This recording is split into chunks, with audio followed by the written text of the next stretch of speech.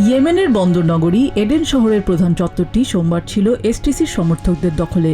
2017 সালে আরব আমিরাতের সমর্থনে গঠিত সাউদার্ন ট্রানজিশনাল কাউন্সিল নামে গোষ্ঠীটি দীর্ঘ 9 বছর ধরে আগের সেই স্বাধীন সাউথ ইয়েমেন রাষ্ট্র গঠনের লড়াই চালিয়ে আসছে।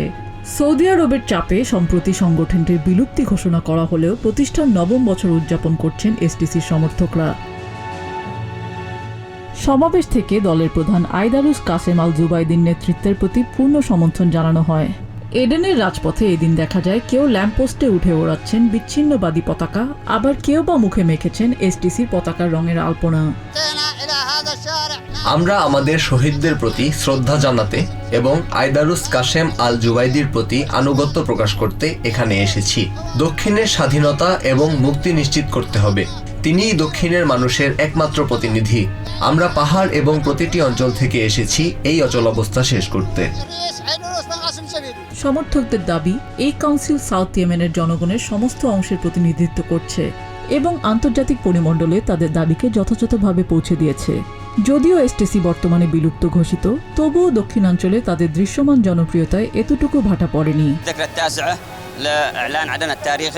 ঐতিহাসিক এডেন ঘোষণার 9ম বার্ষিকী সাউদার্ন ট্রানজিশনাল কাউন্সিলের প্রতিষ্ঠাকে চিহ্নিত করে। এটি প্রেসিডেন্ট আইদারুস আল জুবাইদির প্রতি আমাদের ম্যান্ডেট নবায়নেরও দিন। তিনি আন্তর্জাতিক সম্প্রদায়ের দৃষ্টিতে দক্ষিণের সমস্যাগুলোকে তুলে ধরেছেন। 2014 সালের সেপ্টেম্বরে হুথিদের সানা দখল এবং এর 6 মাস পর সৌদি নেতৃত্বাধীন জোটের সামরিক হস্তক্ষেপের পর থেকে শুরু হওয়া এই সংঘাত 12 বছর অতিক্রম করেছে।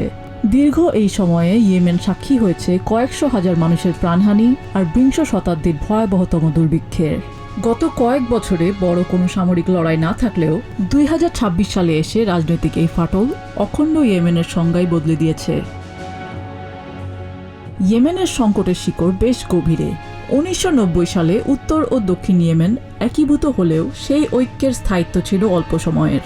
মাত্র 4 বছরের মাথায় অর্থাৎ 1994 সালেই রাজনৈতিক বৈষম্যের জেরে দক্ষিণ ইয়েমেন পুনরায় আলাদা হতে চাইলে শুরু হয় রক্তক্ষয়ী গৃহযুদ্ধ। এরপর 2014 সালে হুথি বিদ্রোহীরা রাজধানী সানা দখল করলে শুরু হয় দেশব্যাপী গৃহযুদ্ধ। সংঘাতের 12তম বছরে এসে ইয়েমেন এখন কার্যত 3 ভাগে বিভক্ত। একদিকে ইরান সমর্থিত হুথি, অন্যদিকে সৌদি সমর্থিত কেন্দ্রীয় সরকার, আর তাদের মাঝখানে দাঁড়িয়ে সাউদার্ন ট্রানজিশনাল কাউন্সিল বা এসটিসি। ইউনাইটেড আরব আমিরাত সমর্থিত এই গোষ্ঠীটি মূলত এডেন সহ দক্ষিণাঞ্চলকে আলাদা করে 1990 সালের আগের সেই স্বাধীন রাষ্ট্র পুনর্গঠন করতে চায়।